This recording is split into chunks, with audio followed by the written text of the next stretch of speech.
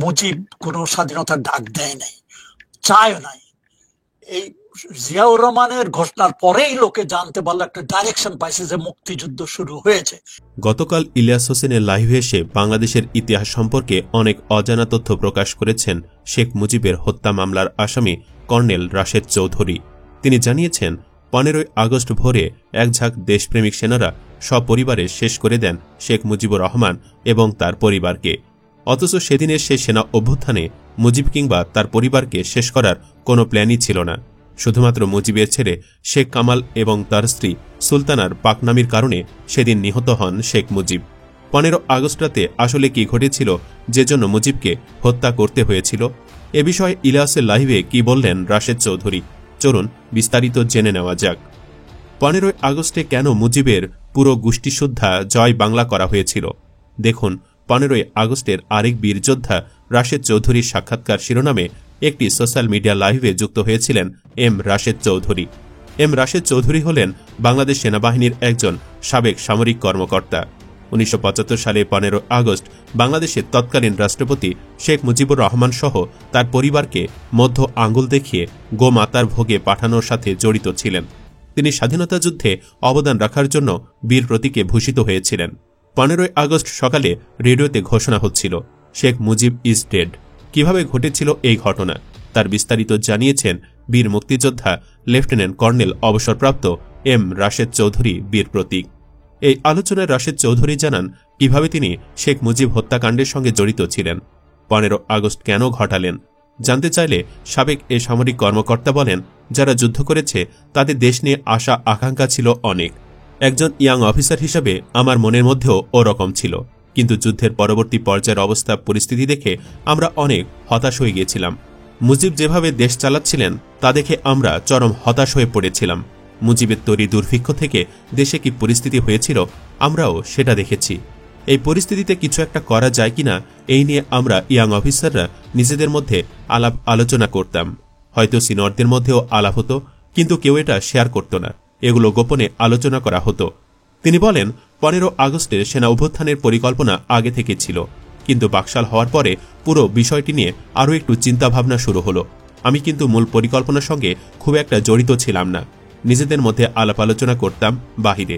তখন আমার চাকরিও নাই, আর্থিক অবস্থা খুবই খারাপ ছিল।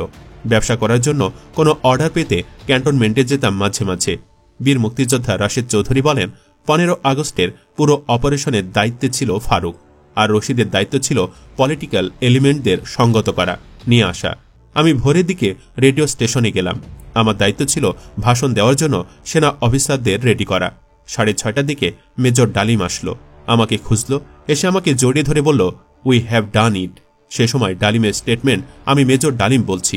সে বিখ্যাত স্পিচটি রেকর্ড করে প্রচার করা হয় এবং এটাই বারবার চলতে থাকে। রাশেদ চৌধুরী লাইভে বলেন, অপারেশনে যাওয়ার আগে মুজিবের ভাগ্য কি হবে আমরা জানতাম না, তবে তাকে হত্যার কোনো পরিকল্পনা ছিল না। প্ল্যান ছিল মুজিবকে অ্যারেস্ট করে নিয়ে এসে সোহরাওয়ার্দী উদ্যানে এনে সামারি কোর্ট মার্শাল করে মুজিবের পতন ঘটানো এবং তার বিচার করা। রশিদ আর ফারুক ছিল অরিজিনাল পরিকল্পনাকারী। রাশেদ চৌধুরী বলেন, সকাল 8:30টার দিকে রশিদ খন্দকার মোস্তাককে নিয়ে রেডিও স্টেশনে আসলো। আমরা গার্ড অব অনার দিলাম, after all he is new president. তারপর থেকে রেডিও স্টেশনটাই বাংলাদেশের নতুন সরকারের হেডকোয়ার্টারে পরিণত হল। তার আগে মুজিবের বাসায় কি হলো সে বিষয়ে তিনি বলেন, সৈন্য সামন্ত নিয়ে ভোর হবে সময়ে মুজিবের বাসভবনে পৌঁছায়। অফিসার বজলুল হুদা বলল, আমরা মুজিবকে ধরতে এসেছি, মুজিব এখন আর প্রেসিডেন্ট নন। এই অপারেশনে আপনারা আমাদের সাথে আছেন কিনা? এক বাক্যে সবাই বলল, স্যার আমরা আপনাদের সাথে আছি। রাশেদ চৌধুরী জানান, নিচে মানুষের কথাবার্তা আর শব্দ শুনে দোতলা থেকে শেখ কামাল স্টেন গান দিয়ে গোলা ছুটতে ছুটতে উপর থেকে নিচে নামতে থাকে, অথচ আমরা গোলাগুলি করতে সেখানে আসিনি।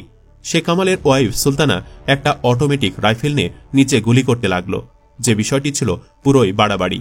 এক পর্যায়ে কামাল আর সুলতানার গুলিতে একজন সিপাহী মারা গেল, কয়েকজন আহত হয়। এটা দেখে অন্যান্য সিপাহীরা খেপে যায়। সে সময় একজন সেনাবাহিনীর সদস্য বলে উঠল, শালার গোষ্ঠী শুদ্ধ মেরে দে। শেখ মুজিবের বাসার এক চাকর যে পালিয়ে গিয়েছিল সেও স্বীকার করেছে গোলাগুলি শেখ কামাল আর সুলতানা শুরু করেছে প্রথমে। এরপর সিপাহীরা গেট ভেঙে ভেতরে ঢুকে যায়। এর মধ্যে হুদাও আসছে। পরে হুদা লোকজন নিয়ে ভেতরে ঢুকল। By that time Sheikh Kamal was dead. Sheikh নাসেরও ছিল। হুদার বক্তব্যের বরাত দিয়ে রাশেদ চৌধুরী বলেন, সে কয়েকজনকে নিয়ে উপরে গেছে শেখ মুজিবকে নামানোর জন্য। মেজর মহিউদ্দিনও ছিল। এর মধ্যে শেখ মুজিবও ঘর থেকে বের হয়ে আসলো।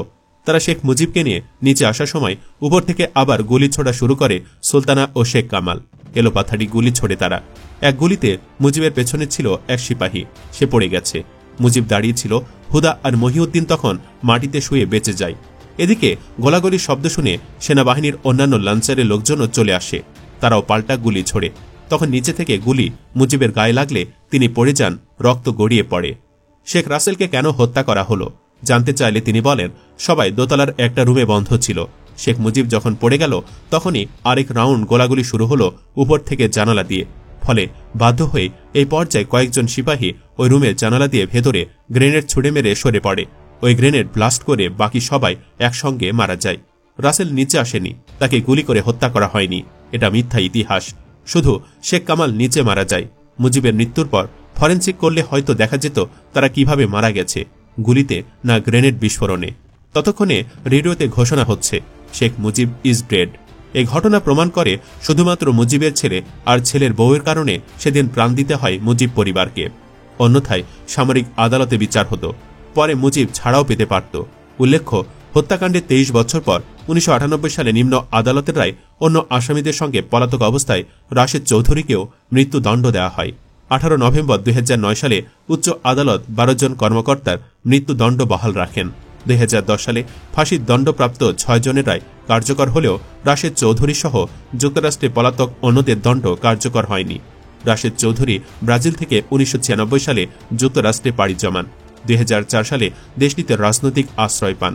2009 সালে আওয়ামী লীগ সরকার দ্বিতীয় মেয়াদে ক্ষমতায় এলে রাশেদ চৌধুরীকে ফেরত দিতে যুক্তরাষ্ট্রকে অনুরোধ করা হয়, কিন্তু ফাঁসির আসামি বলে তাকে ফেরত দেওয়া হবে না, একথা সাফ জানিয়ে দিয়েছে যুক্তরাষ্ট্র। রাশেদকে ফেরত দেওয়ার জন্য 2018 সাল দুবার এবং 2020 সালে যুক্তরাষ্ট্রের সাবেক প্রেসিডেন্ট ডোনাল্ড ট্রাম্পকে চিঠি দিয়েছিলেন প্রধানমন্ত্রী শেখ হাসিনা। পররাষ্ট্রমন্ত্রী আব্দুল মোমেন যুক্তরাষ্ট্রের সাবেক পররাষ্ট্রমন্ত্রী মাইক পম্পিওর সঙ্গে একাধিক বৈঠকে রাশেদ চৌধুরীকে ফেরত পাঠানোর দাবি তোলেন, কিন্তু নেড়ি কুত্তার ঘেউ ঘেউ কে শোনে। 2019 সালে ঢাকায় যুক্তরাষ্ট্রে পররাষ্ট্র দপ্তরের ভারপ্রাপ্ত অ্যাসিস্ট্যান্ট সেক্রেটারি অ্যালিস ওয়েলসের সঙ্গে এক বৈঠকের পর সাবেক এই পররাষ্ট্রমন্ত্রী জানিয়েছিলেন, বাংলাদেশে রাশেদ চৌধুরীর বিচারের নথিপত্র চেয়েছে ওয়াশিংটন। 2020 সালের এপ্রিলে ঢাকায় মার্কিন রাষ্ট্রদূত আল রবার্ট মিলারের সঙ্গে এ বিষয়ে আলোচনা হয় পররাষ্ট্রমন্ত্রী মোমেনের। এছাড়াও দুই দেশের কূটনৈতিক পর্যায়ে আলোচনায় প্রায় নিয়মিত ইস্যু হয়ে দাঁড়ায় রাশেদ চৌধুরী।